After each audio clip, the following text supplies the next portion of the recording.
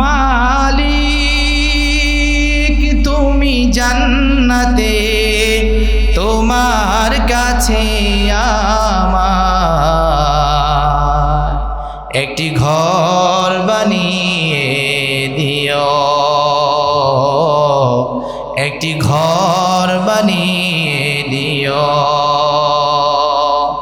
মালিক তুমি জান্নাতে তোমার কাছে আমার একটি ঘর বানিয়ে দিও।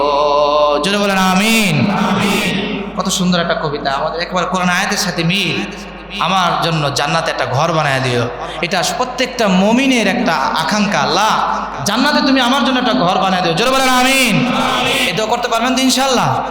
ভালোবাসার সুরে, আদরের সুরে, একা একা তাহাজ্জুদের নামাজের পরে দোয়ার ভিতরে আল্লাহর কাছে কইবেন, আল্লাহ আমার জন্য তুমি একটা জান্নাতে ঘর বানায় দিও। বলতে পারবেন ইনশাআল্লাহ?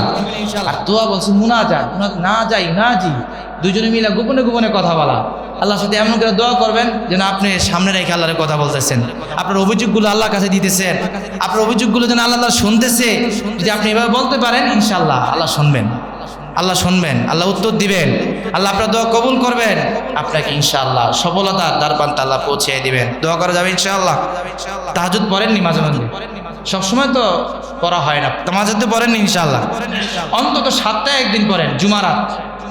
এই যে রাত্রটা গেল এটা জুমারাত ছিল, অন্তত সপ্তাহে একদিন নির্ধারণ করেন তাহাজ্জুদ পড়ব ইনশাআল্লাহ। পড়া যাবে ইনশাআল্লাহ? আপনি সফল হতে চান কিন্তু তাহাজ্জুদের আমল নাই। দুনিয়ার দিকেও দেখছি যারা বড় ব্যবসায়ী, ইসলামকে পছন্দ করে, আল্লাহ তার দুনিয়াতে অনেক সফলতা দিছে, গিয়ে দেখেন তার ইতিহাস, মা বাবাকে শ্রদ্ধা করে এবং মা বাবার কথা মানে, মা বাবার খেদমত করে এবং পাশাপাশি সে আল্লাহকেও ভুলে না, আল্লাহকেও ভুলে না, নামাজ পড়ে, তাহাজ্জুদ পড়ে, ইশরাক পড়ে, চাষতের নামাজও পড়ে। সফলতা তো এমনি আসবে না। আর এগুলো ছাড়া যার দুনিয়াতে সফলতা দেখবেন 40 বছর পরে এগুলো কমতে থাকে, ধ্বংস হইতে থাকে।